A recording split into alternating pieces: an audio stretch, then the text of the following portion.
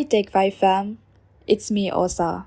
And I know it's been a long time since I've posted anything.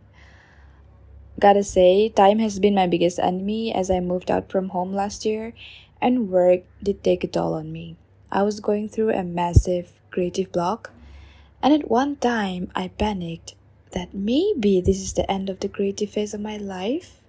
Or is it not? But anyhow, I didn't let that get to my head because you know your girl, right? So it's been more than a year since I moved out from Nagaland, and damn, a lot has happened. Work has taken me places. I've cried silent tears. I've laughed the loudest in the room with my friends. When you become solely responsible for yourself, you know you always gotta pull up your socks, be it in a professional setting or your personal life. Uh, I gotta admit, moving out feels so empowering, but it also feels very overwhelming at the same time. Initially, I wondered if I got this in me, but eventually, with time, everything falls into place. Long story short, in today's fresh new episode, I'll be talking about a few things no one prepares you for when you move out. I hope this helps.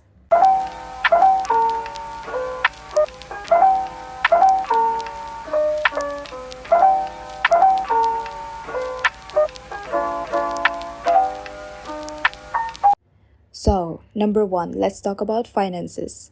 When you are financially independent, most people only care about the income you get rather than the massive expenses you have to take care of. I've been told that now I must be a rich girl and blah blah blah, but no way. It's not easy to manage oneself from head to toe, and only I know how crazy it is. Being financially independent involves budgeting, saving, paying bills on time, and making informed financial decisions. I'm sure you've heard of it, but there's this concept of the 50-30-20 rule in managing finances, wherein you spend 50% on your needs, 30% on your wants, and 20% on your savings, which I must say is truly very smart. So, what I do is I try to be more mindful with regards to my spendings because sometimes it can get stirred up and you only end up hoarding things you don't even make use of. So, what's the point anyway?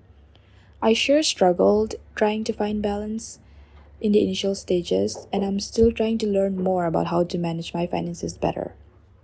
Now, let me tell you, always have some money for emergency purposes different from that of your savings. Since you have now considered living away from home, you have to consider the unprecedented events that may occur. Therefore, I suggest you never be too broke to not be able to take care of yourself in terms of medical or other emergencies. Point number two, you learn more about yourself. You're able to see who you really are when your decisions are only based on you and not influenced by anyone else. You learn that you can still survive not eating at a specific time of the day like our parents always urge us to, or meeting new people and instantly clicking is possible. uh, and yes, you become entirely responsible for your mind, body, and soul. I used to find myself being the most indecisive one among my siblings. At least that's what I thought I was. And I often used to seek validation, especially of my elders, my siblings, to come to a certain conclusion. However, with moving out, all big and small decisions have to be based according to my liking and preferences now. Ugh, gotta say it first, I didn't enjoy it. Honestly, baby girl surely did feel lost. But now that I think about it, I sure do love how I'm connecting more with myself through the big and small choices and decisions I make for myself. I love it. Point number three, it gets lonely sometimes, my friends. So, yeah, staying far away can be really tough. You're away from your parents, your siblings, your favorite pet. There won't be that same yummy, warm, home cooked meal waiting for you at the dinner table. The same comfortable room of yours, the old friends whom you used to confide into. I also struggled with a similar battle in the first few months. I used to break down whenever I would see my parents in my dreams because when I would wake up, the realization would hit me so hard that now I'm far away from them. And so, yeah, that would make me a little bit dramatic and I would get emotional. So, yes, what helped me is, of course, communication and a lot of communication. I used to audio and video call my family and friends often.